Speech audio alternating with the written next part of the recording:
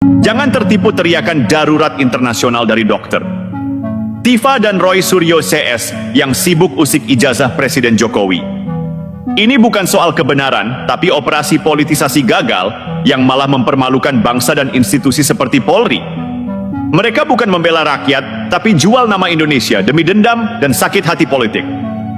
Video ini bongkar tuntas motif licik mereka yang ingin ciptakan kekacauan dan delegitimasi pemerintahan Prabowo Gibran dengan cara busuk. Menyebar hoaks, menyulut kerusuhan, dan mengemis legitimasi dari luar negeri.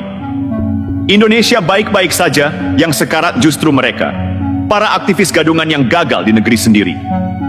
Jangan biarkan propaganda mereka terus meracuni akal sehat kita. Tonton sampai habis dan sebarkan fakta ini. Mari kita mulai dengan pertanyaan retoris yang menggelitik.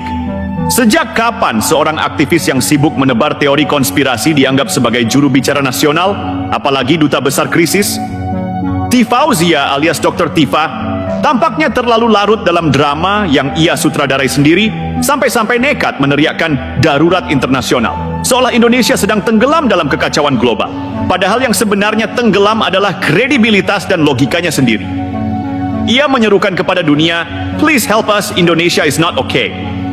Tapi tunggu dulu, siapa yang sebenarnya tidak oke di sini? Negara atau egonya yang membusuk karena tidak laku di panggung intelektual negeri sendiri? Jangan salah paham. Ini bukan panggilan darurat untuk kemanusiaan. Ini jeritan dari seorang political opportunist yang kehabisan panggung. Dr. Tifa bukan sedang menyelamatkan bangsa, ia sedang mengkhianatinya. Dengan membabi buta menuding bahwa ijazah Presiden Jokowi palsu, tanpa dasar kuat, tanpa bukti baru, dan setelah semua lembaga resmi dari kampus, pengadilan, hingga Polri menyatakan otentisitas dokumen itu, yang dilakukan Tifa justru adalah mempermalukan Indonesia di hadapan komunitas internasional. Ini bukan upaya ilmiah, ini penghinaan moral. Lebih parah lagi, ia menyudutkan institusi seperti Polri. Laboratorium forensik sudah menyatakan ijazah Jokowi identik dengan rekan-rekannya satu angkatan, tapi bagi Tifa, fakta itu tak penting. Yang penting, narasi, sensasi, dan amplifikasi hoax. Karena ketika akal sehat ditukar dengan kebencian, maka kebenaran tak lagi punya ruang. Disinilah letak kebusukan intelektual seorang Tifa. Ia bukan mencari kebenaran, tapi memburu kehancuran. Dan siapa yang ikut bernyanyi dalam orkestra kekonyolan ini? Roy Suryo, tokoh yang rekam jejaknya tak kalah buram. Mantan menteri yang lebih dikenal karena urusan miem ketimbang gagasan kenegaraan, kini berdiri sejajar dengan aktivis jalanan untuk menyerang Jokowi, bahkan setelah Jokowi tak lagi menjabat. Ironi sejarah ketika orang-orang gagal menulis prestasi, justru sibuk menghapus catatan orang lain. Isu ijazah ini adalah tameng. Agenda sesungguhnya lebih dalam dan lebih licik. Ini adalah operasi delegitimasi terhadap pemerintahan Prabowo Gibran. Karena mereka sadar, selama bayang-bayang Jokowi masih kuat, peluang mereka untuk memecah belah bangsa ini akan selalu gagal. Maka Jokowi harus dihancurkan.